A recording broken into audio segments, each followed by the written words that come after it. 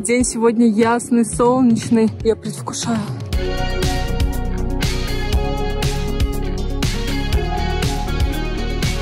В отеле есть спа-зона с большим джакузи. Ну что, принесли краба. Пробуем крабика.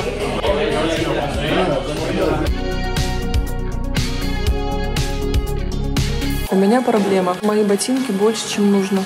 В них болтается нога. Что будем делать?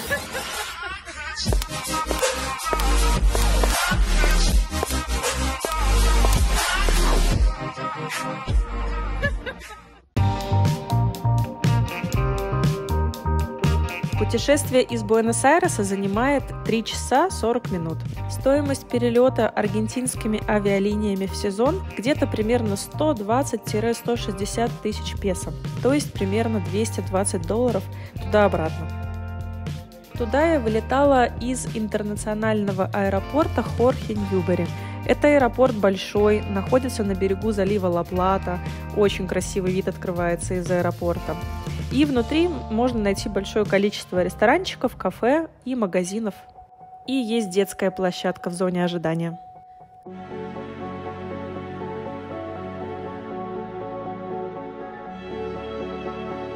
На подлете в Ушваю из окна иллюминатора стали открываться просто сногсшибательные виды гор, заснеженных вершин и обледенелых озер.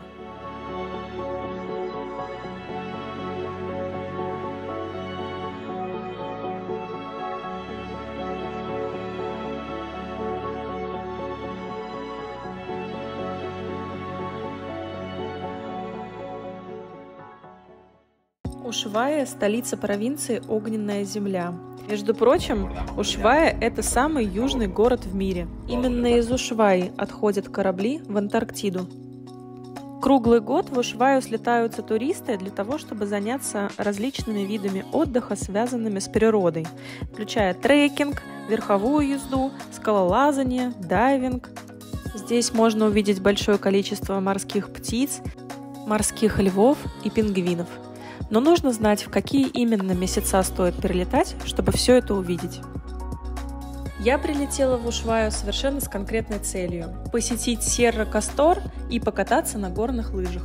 Перед полетом я долго выбирала между Барелочи и Ушвайей и выбрала Ушвайю именно потому, что это самая южная точка, а южная равно самая холодная, а значит наличие снега и минусовых температур должно было быть обеспечено. На первые несколько ночей я выбрала отель, находящийся прямо в горах. Отель называется Багу. Дорога из отеля до Серра-Кастор занимает примерно 20 минут. Отель небольшой, уютный. Главный ресторан отеля с камином и с панорамными окнами на горные вершины.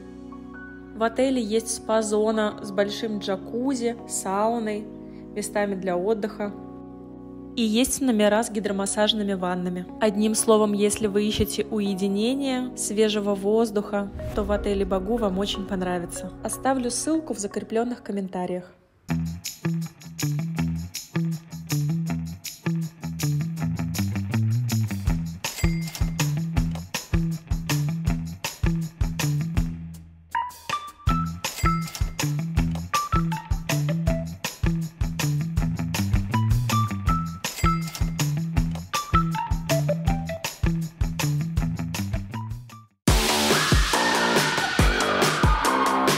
День сегодня ясный, солнечный. Я предвкушаю.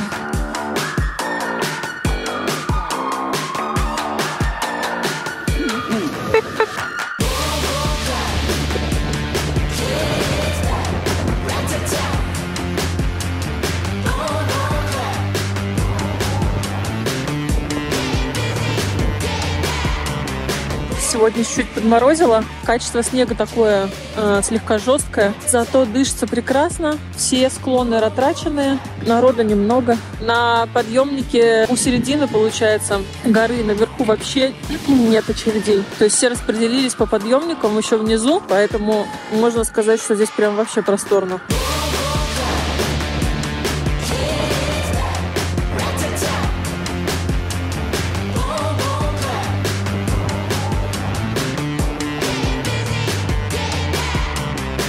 Пойдемте прогуляемся, беремся на гору. Здесь есть смотровая площадка. Все оставляют свои лыжи, ботинки, сноуборды вот здесь припаркованными и переходят на пеший режим. Ой, ну это же просто сказка. Вот она красота. Вот то, ради чего стоит прилетать. Горнолыжный курорт Серра-Кастор находится в 26 километрах от Ушваи. Сезон катания с июня до середины октября. Я, получается, была в конце августа, начале сентября, и, наверное, чуть позже я бы уже не поехала в следующий раз. Есть риск того, что температуры будут выше. Серра-Кастор достигает на своей вершине 1060 метров. Это примерно 30 километров трасс, включая в себя 26 склонов. А для тех, кто не катается, есть внетрассовые участки, идеально подходящие для прогулок. Точки проката оборудования можно найти как в центре города Ушвая, так и на самом горнолыжном курорте Серра-Кастор. В конце видео я дам ориентиры по стоимости аренды оборудования, расходов на питание, проживание, транспорт. А вот так выглядит карта горнолыжного курорта Серра-Кастор. 1060 высота. Мы сейчас находимся вот здесь. И, соответственно, можно подняться до 720 максимум. Вот здесь внизу на базе два подъемника. Вот этот подъемник правый, он всегда загружен. На нем вообще я никогда не поднимаюсь, ну, только когда совсем нет очередей. А второй подъемник, он приводит вот в эту точку. И отсюда можно уже спуститься, вот, по сути, в то самое место, куда приводит первый подъемник. То есть совершенно нет смысла стоять вот в этой очереди на этот основной большой подъемник. Можно сделать несколько шагов в сторону, попасть на менее загруженный и, по сути, сэкономить себе как минимум 20 минут времени каталки. Ну а дальше вот мне нравится, попадая вот с этой точки 480, здесь большой ресторан, столовая, уже можно, соответственно, можно в правую часть уходить, а можно подниматься вот на эту точку. Здесь есть две остановки, можно сойти в этой точке, а можно продолжить путь и добраться до самой высоты, и оттуда уже начать спуск по, в том числе, синей трассе. Но на самом деле она местами красноватая. Особенно вот там в начале, видите, куда доставляет подъемник. В общем, интересный момент заключается в том, что вот этот кусочек синей трассы с самой верхней точки, он немножечко красноватый, и там узкая тропа, много людей, в общем, нужно быть аккуратными. Ну а дальше это очень красивые виды, много поворотов, достаточно широко и, в общем, разные варианты, как провести этот день. На красных, на синих, на черных. Или кататься по зеленым, они совсем почти пологие, то есть там низкая скорость, очень комфортные спуски, мягкий снег. В том числе внизу он начинается уже искусственный, где-нибудь вот отсюда. Вот отсюда здесь уже работают пушки. Но это совсем внизу, то есть а так он наверху, везде здесь натуральный и, в общем, очень хорошее качество снега. Несмотря на то, что мне очень понравилось то время, которое я провела в отеле «Багу», я решила сменить отель и поискать что-то в городе, в самом центре. Ну что же за номер такой уютный, а? И тебе просторный шкаф большой, и мансардная вот тут крыша, большая кровать, телевизор, мини-бар. Так, посмотрим, а что, кстати, в мини-баре-то? Это чуть ли не самое важное. Так, что у нас тут? Поужинать можно, как обычно, поздно. В Аргентине все ужинают. Это перечисление стоимости наполнения комнаты для того, чтобы, если я вдруг решу украсть этот полотенце, то я должна иметь в виду, что я 5000 песо должна буду возместить отелю. Окей, значит, из планов на сегодня вычеркиваем. Так, смотрим, что у нас тут в мини-баре. Интересное место. Грядка какая-то. Орехи. Мини-бар, мини-бар. Вода. Прохладительные напитки. Так, а это что? Фернет. Понятненько. Так. Менюшка. Менюшка. И стоимость перечислена. Да, не густо, не густо. Так, а это у нас что? пиво, по-моему. Да, пиво. Но самое главное в этом номере открывается вот тут, за шторами. Нет, ну это просто невероятно. Это вот такая красота на гору и вот такая красота на воду. Вот это окно мансардное можно открыть. Это, кстати, взлетно-посадочная полоса.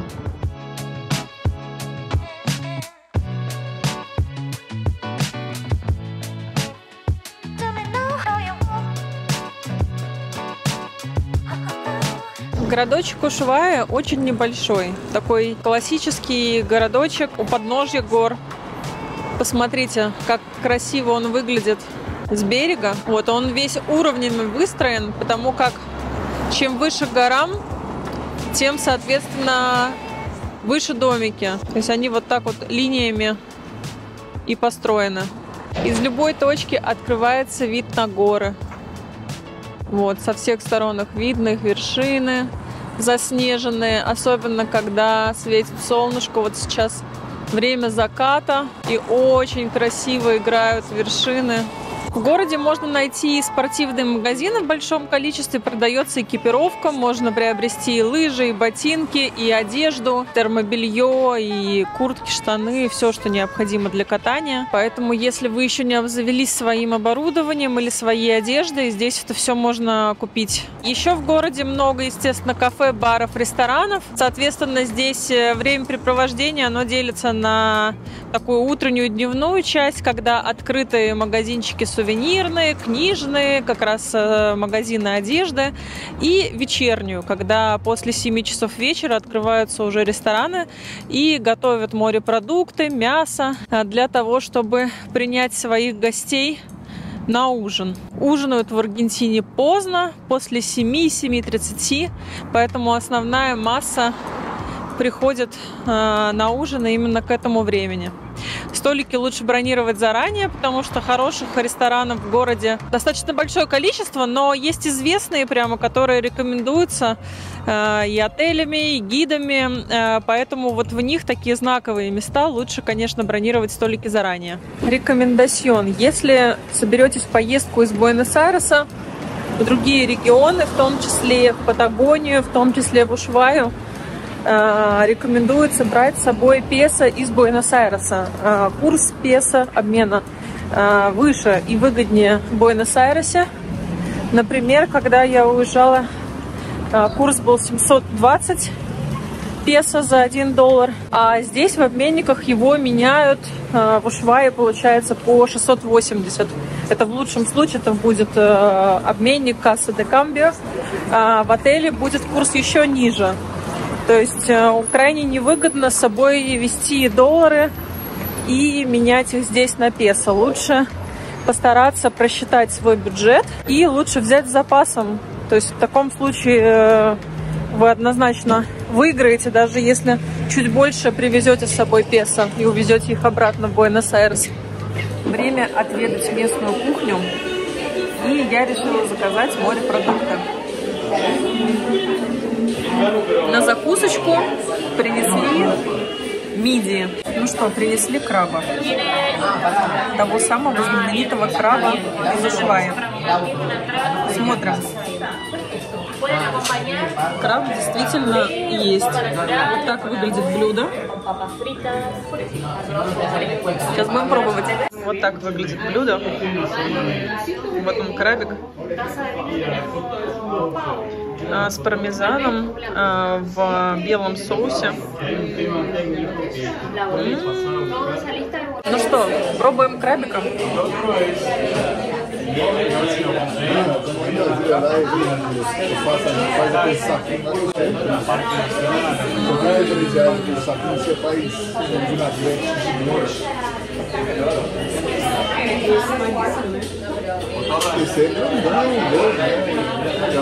Вот он, крабик, нежнейший. Слушайте, я не смогла съесть краба целиком, он у меня остался. Блюдо большое, полностью наполнено крабом. Душу отвела, буду забирать с собой. Доброе утро, новый день. Сегодня снова каталочка. Какое же удачное все-таки месторасположение отеля, что вид из окон и с террасы, где проходят завтраки, выходит вот на этот порт, на набережную. И так как, в принципе, город находится на возвышении, то есть дома прирастают по своей высоте, чем ближе к горам, тем выше, выше, выше. И получается, что вид с верхних этажей здания, он вот такой вот у всех идентичный и супер романтичный. На воду, на бухту, на залив. Так, у меня проблема. Кажется, мои ботинки больше, чем нужно. В них болтается нога. Вот они сейчас еще не застегнуты. В них болтается нога. Я еще их не застегнула. Но сейчас застегну и понимаю, что нога ходит как карандаш в стакане. Так быть не должно. Что будем делать?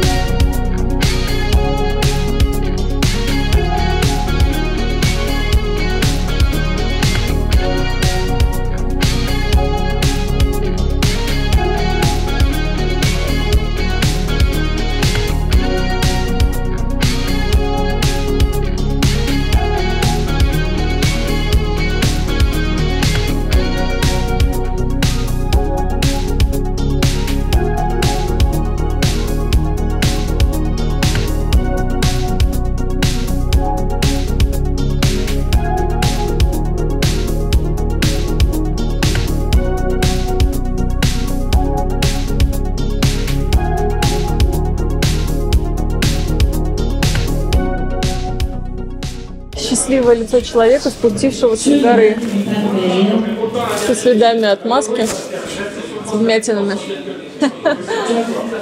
Инфраструктура горнолыжного курорта Серра Кастор достаточно хорошая, на мой взгляд, потому что здесь есть у каждого подъемника кафешки, ресторанчики, где можно погреться, некоторые даже с камином. Вот позади меня, например, вот такой формат, как шале, то есть очень уютные, очень классно обустроенные. Большое меню, есть меню на обед, то есть у них есть фирменное блюдо, которое они предлагают на обед, и также карта, из которой можно выбрать из салата, горячие блюда, закуски, пиццу, алкогольные, безалкогольные напитки. В целом, кстати, хочу сказать, что здесь не злоупотребляются алкоголем на горе, в отличие, например, от Болгарии. Вот. И в целом народ очень адекватный, не гоняет, не нарушает каких-то, мер безопасности. Никто не сидит на склонах, посреди склона, как бы на сноубордах. Все, в общем, уважительно относятся к правилам катания и соблюдения техники безопасности. Вот. Это мне очень нравится, мне прям комфортно. Вот. Что еще? Народу немного.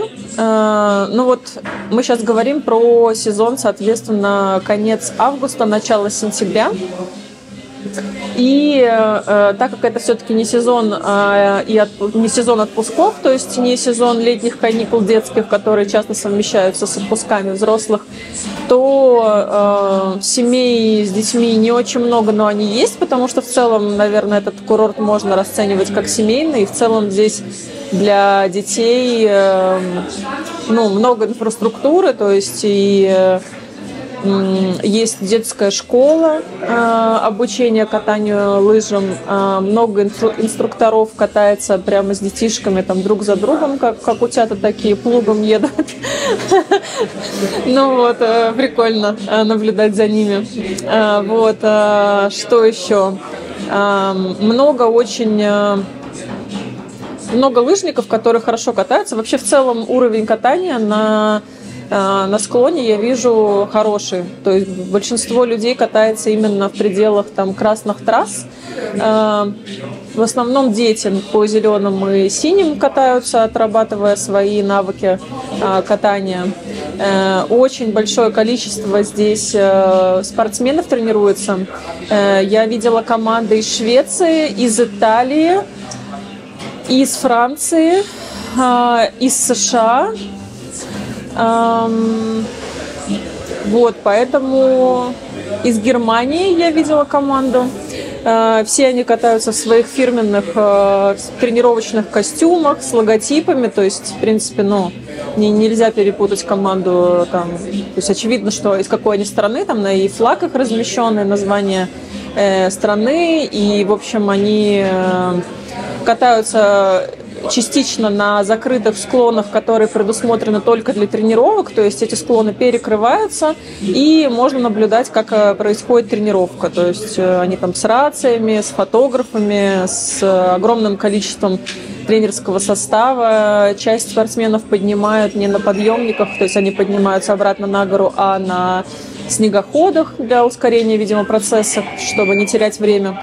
Ну и, в общем, интересно. То есть качество склонов действительно здесь на Серра Кастора, оно настолько хорошее, что здесь тренируются мировые спортсмены.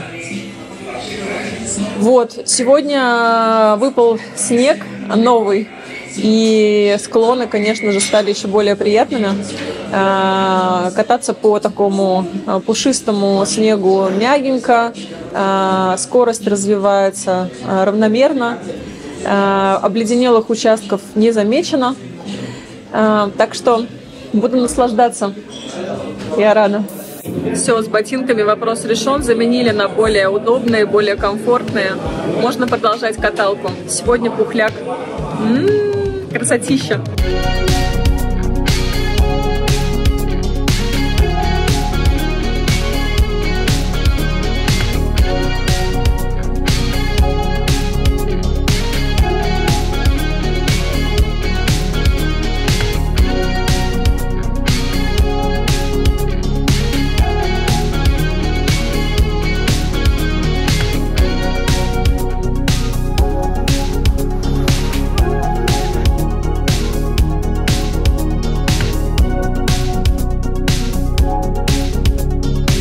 Сегодня снежный класс.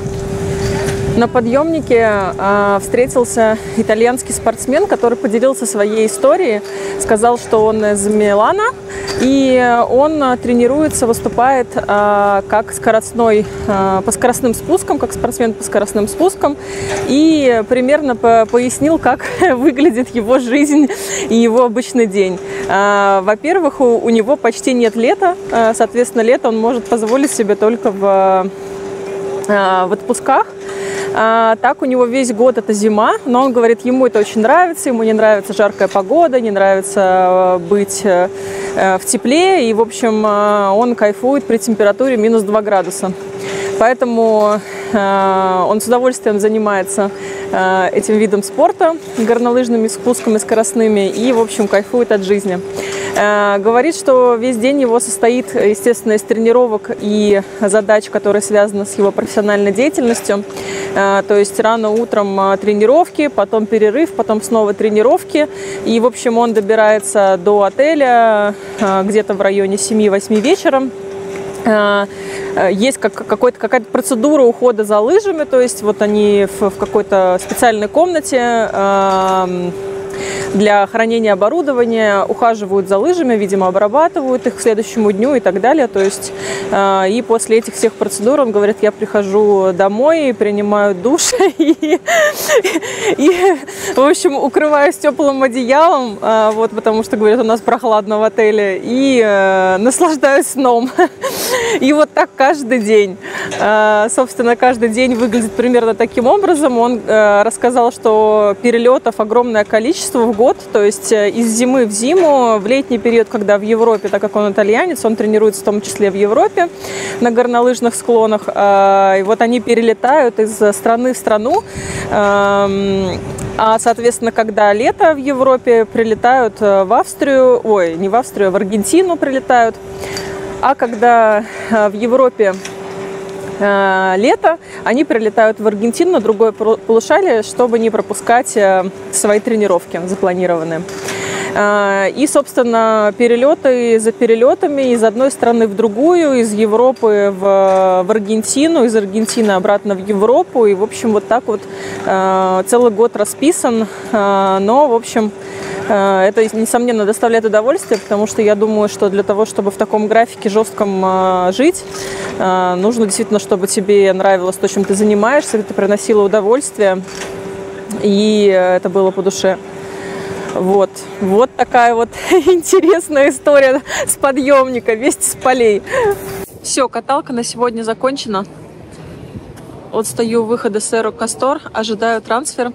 Здесь почти на парковке у каждого отеля есть трансфер организованный, и можно, соответственно, также при бронировании отеля учитывать и спрашивать информацию о том, входит ли трансфер до горы в стоимость проживания. Если нет, то здесь много транспортных компаний, которые развозят всех желающих по отелям и привозят из отелей утром всех к открытию. В принципе, на открытии народу не очень много, то есть вот в 9:45 открываются подъемники, начинают работать, и, соответственно, в это время все собираются у двух подъемников основных. Есть центральный, самый основной, который к центру горы доставляет, соответственно, привозит, лыжников и сноубордистов. В правой части горнолыжного курорта Cerro Castor трассы более сложные, красные, черные, есть синие трассы. Вообще, в целом, здесь я могу сказать, что такого прям жесткого разделения на синие и красные нет, потому что некоторые синие трассы, например, имеют кусочки красных, то есть более высокой сложности. И, соответственно, красные трассы тоже периодически напоминают синие. Новый снег, который выпал вчера ночью, сегодня оказался таким супер плавным, супер нежным. Конечно, скорость уже не развивается так, как развивалась раньше на более таком сухом и такой, может быть, мелкой фракции снеге, более жестком. Сейчас катание такое мягенькое, плавненькое. Есть кочки, потому что периодически, конечно, сноубордисты и снег как бы в разные стороны там как бы формируют его, так скажем, на склоне. И в целом, я так понимаю, возможно, траки прошлись либо вчера, либо сегодня, и они вот этот свежий снег, они его не разгладили, они его как будто немножечко в какие-то части сместили. Кроме того, важно понимать, что есть ряд склонов, на которых тренируются спортсмены по утрам, вот, которые как раз перекрываются там к открытию. То есть они, видимо, у них тренировки начинаются до открытия горнолыжного склона для основных посетителей. И, соответственно, заканчиваются где-то спустя час после официального открытия склона. И, соответственно,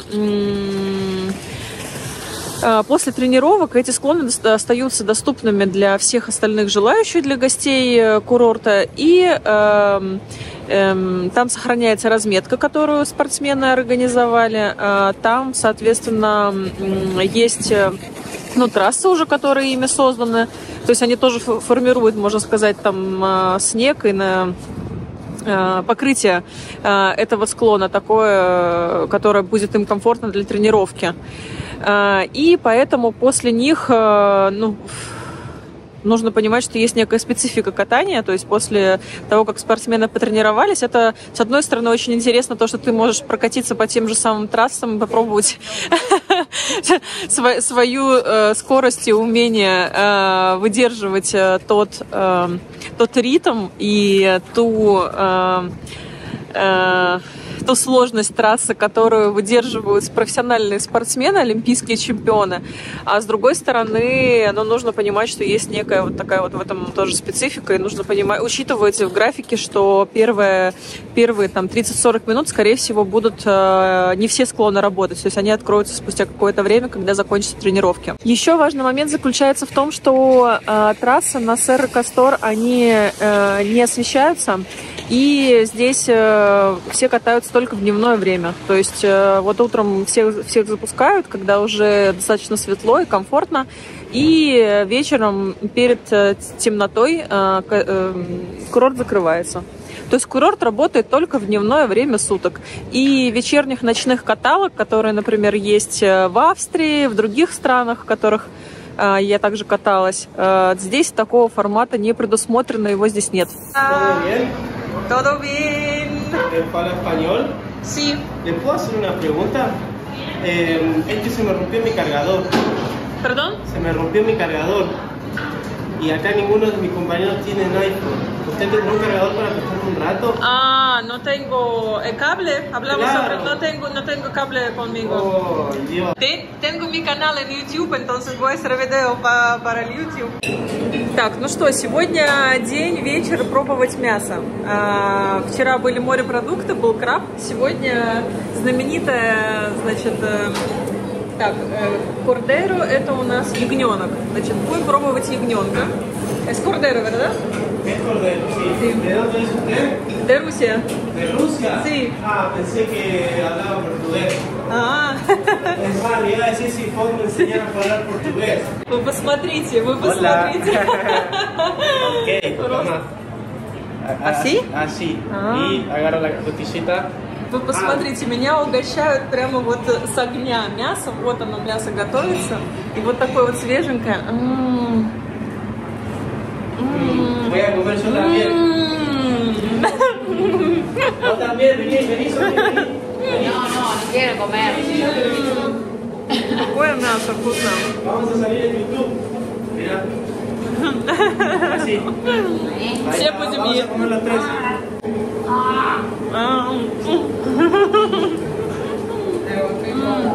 Lo vamos a hacer famoso. Боже. Víctor, el parrillero. Víctor. Sí, ¿tu nombre cómo es? Daria. ¿Cómo? Daria. Me está Daria. diciendo Como el que dibujito. Es de Rusia. ¿Cómo? Es de Rusia y vino sola. Sí, bienvenida. Gracias. Bienvenida a La Ushuaia. tenemos que invitar a salir. Gracias. ¿Te gusta la rumba? Rumba, sí. Bien. Como para decirle la fiesta, pero me entendió mejor así lo. Me gusta cordero. ¿Te gustó el cordero? Mucho, muy rico. Muchas gracias. Está muy bueno. Ну просто невероятно, просто тает во рту.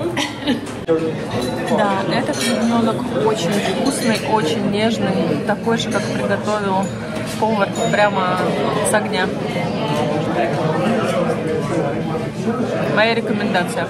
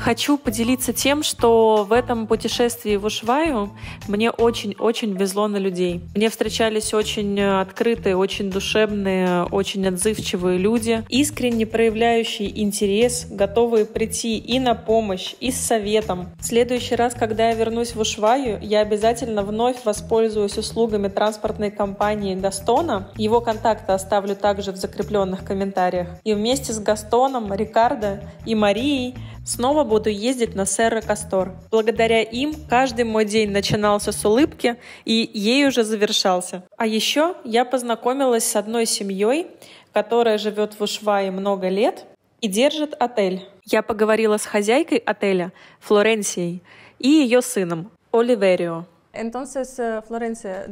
Флоренция, вы родились здесь? Я родилась в Буэнос-Айресе и переехала жить сюда, в Ушваю, когда Оливерио было 9 месяцев. Я искала более размеренную и тихую жизнь вдали от столицы, и все это время мы счастливо живем здесь и работаем всей семьей в туризме. К нам приезжают гости со всего мира. Мы начали развивать этот отель в 2018 году, постепенно улучшая какие-то вещи с большой любовью. Почти круглый год к нам приезжают туристы, зимой, чтобы кататься на лыжах и сноубордах, очень много аргентинцев и бразильцев. А в летние месяцы Ушвая очень популярна для трекинга. Приезжает много людей из Италии, Германии, Испании, из США в том числе, для того, чтобы отправиться отсюда на корабле в Антарктиду.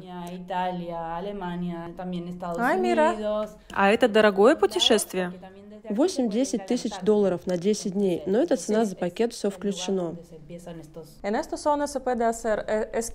А можно ли посмотреть здесь пингвинов? Да, пингвинов можно увидеть в путешествии на корабле. Это экскурсия на полдня или весь день. Есть разные программы.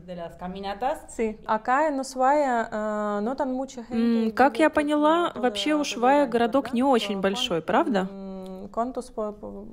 По последним данным, которые я знаю, это плюс-минус 80 тысяч человек, но многие приезжают и уезжают. В городе есть школы и государственный университет, можно получить специализацию по туризму и биологии.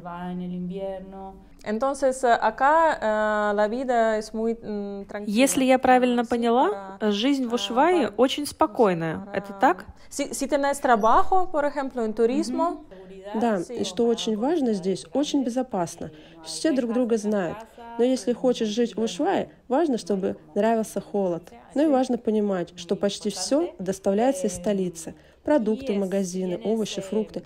Все это немного дороже, чем в Буэнос-Айресе из-за расходов на логистику. Большое спасибо, что поделились. Мне так понравилось в Ушвае. Я обязательно вернусь. Seguro. Muchas gracias.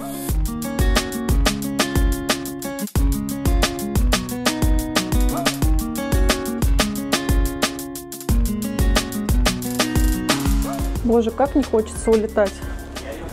Так хорошо я провела эти дни здесь, в Ушвае. Накаталась, надышалась свежим воздухом горным. Классно было. Хочу вернуться снова. Ну что, идет посадка в самолете. И пока она продолжается, я решила воспользоваться этой возможностью и рассказать чуть-чуть о ценах, потому как цены являются очень полезной информацией, всегда запрашиваются, всегда интересуются все и в комментариях. Я вижу ваши комментарии, большое спасибо, что их оставляете, что смотрите блог, что задаете вопросы, интересуетесь, пишите мне и в Telegram, и в WhatsApp. Большое спасибо. Все читаю, все вижу. Буду рада быть снова полезной и чуть-чуть рассказать о ценах в Ушвае. Итак, я поделила, наверное, расходы по основным блокам. Понятно, что у каждой семьи, которая прилетает в Ушваю с разными целями, задачами, с разным бюджетом. Первый блок – это проживание. Проживание, во-первых, в Ушвае достаточно большое количество отелей разного уровня. И есть и хостелы, есть и пятизвездочные отели, есть отели загородные, находящиеся за пределами города. И тогда нужно учитывать, что потребуются расходы на логистику, то есть на трансфер до центра, если захочется посмотреть центр, погулять по набережной, походить по различным ресторанчикам, пообщаться с местными, что тоже обязательно рекомендую всегда делать, как приезжая в новые места. В целом, в среднем можно ориентироваться на то, что вы потратите за проживание примерно 20-40 тысяч песо. Это примерно $48 в сутки. Ну, в среднем вот можно закладывать примерно этот бюджет. Питание в кафе и ресторанах на склоне на Серро Кастор будет примерно 3 или 4 тысячи песо, ну 5 тысяч песо есть блюдо. В целом одно блюдо примерно, если взять 5 тысяч песо, то это там $5-6. По напиткам кофе, сок на склоне 1500-2000 песо. Это, то есть, $3. В ресторане. Выход в ресторан вечером, поужинать, например, попробовать краба, которого очень рекомендую пробовать. Попробовать ягненка, нежнейшего, вкуснейшего, просто сочного. Или какое-то вегетарианское блюдо. Будет уже стоить, ну, в хорошем ресторане уже дороже, то есть примерно там 20 тысяч, 30 тысяч песо вы потратите на одного человека с напитками. И это получается у нас $33 на человека с напитком. Трансфер. Нужно учитывать, будет ли включен трансфер в стоимость вашего проживания в отеле или за дополнительную плату. В среднем трансфер сейчас стоит туда-обратно из города до горы Серро Кастор примерно 6 тысяч песо в день, то есть $8. На один день на одного человека. Соответственно, умножайте на количество человек, которое запланировано у вас в группе. Прокат оборудования. В зависимости от того, где будете брать оборудование в прокат, составит примерно $16 в день. Это по ценам, это получается у нас лыжи, прокат лыж, палок. Ну, там, в случае, если еще будет шлем, маска, то это, соответственно, стоимость прибавится. Также важно учитывать, что чем больше дней, тем больше скидка. Ну, это обычные условия. И цена будет отличаться в случае, если вы будете арендовать в городе или прямо на горе Серро Кастор. Ну, в общем, грубо говоря, там $16 в день необходимо закладывать на аренду оборудования. Скипас. Стоимость скипаса в день 24 тысячи песо, то есть $33. Но также есть скидка в случае, если вы берете абонемент на несколько дней подряд. Ну и по обменнику еще раз рекомендую обменивать доллары на песо, находясь в Буэнос-Айресе, так как курс в Буэнос-Айресе будет более привлекательным, более выгодным. Здесь есть потеря при обмене и, соответственно, лучше вести с собой больше с запасом, чем потом искать обменник, который, в принципе, один в центре, и работает он, соответственно, с 10 до 6 вечера. То есть для того, чтобы поменять деньги, вам необходимо будет раньше времени уезжать со склона и закладывать это в свое расписание. То есть крайне неудобно. Здесь, конечно же, тоже есть сервисы по доставке обмена в нерабочие часы, но через отель это можно сделать. Консьерж заказывал для меня обмен и привез прямо в отель там, в 10 часов вечера, когда я понимала, что мне необходимо там, пополнить запас песо перед следующим днем катания на горе. Вот, поэтому, в принципе, все эти вопросы решаемы.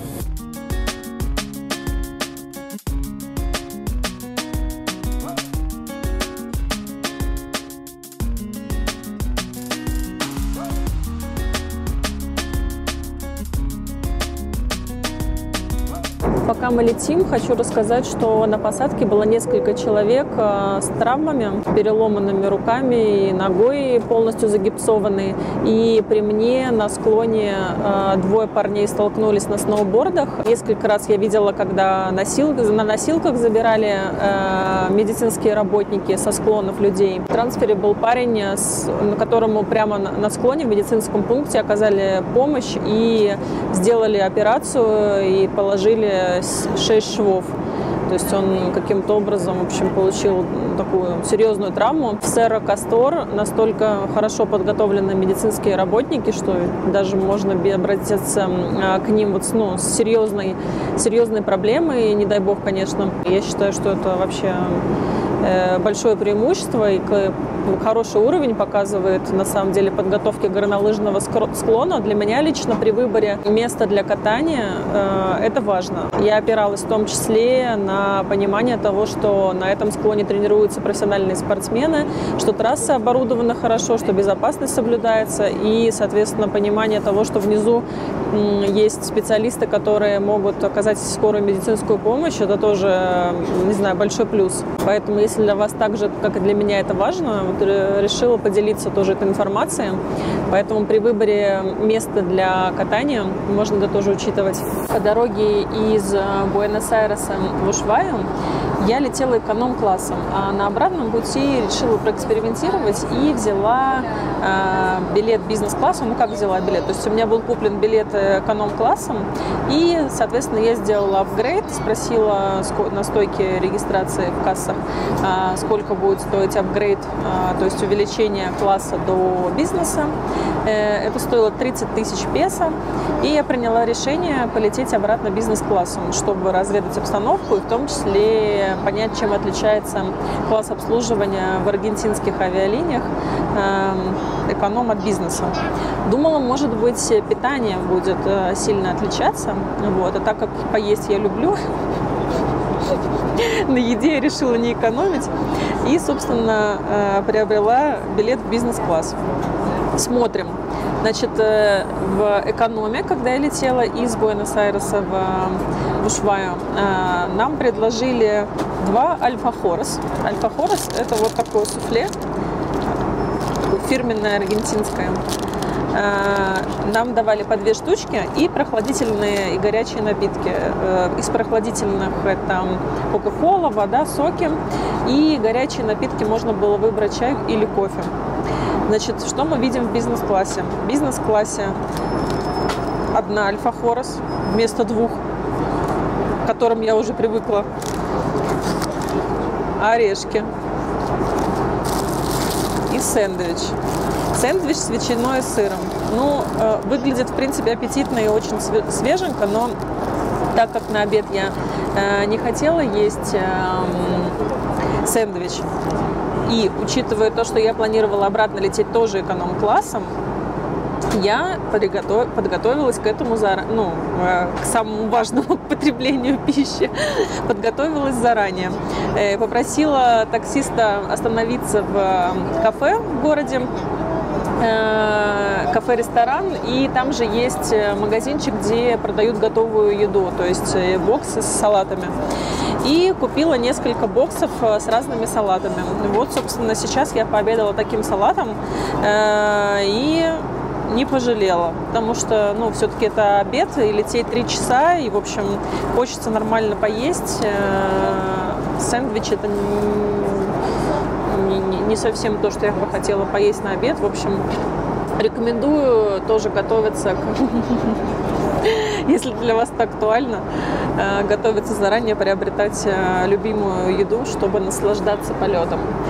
Поэтому, если вы думаете, выбираете между перелетом эконом и бизнес-классом, разница, в принципе, только в сиденьях, то есть только в креслах. Здесь кресла превращаются в кровать, ну, то есть такой полулежачий формат. Есть поддержка ног, есть...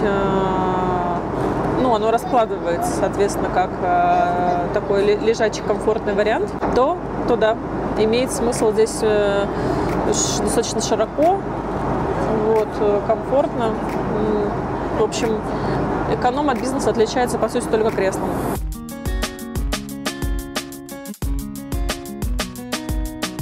Это было чудесное путешествие. Как жалко, что оно заканчивается. Но ничего, впереди новые открытия, новые впечатления, новые горнолыжные курорты и сезоны. Не прощаюсь. Пишите в комментариях, какие еще темы, какие города, какие направления будут максимально интересными. Оставляйте свои вопросы, буду читать и отвечать. Всем до новых встреч!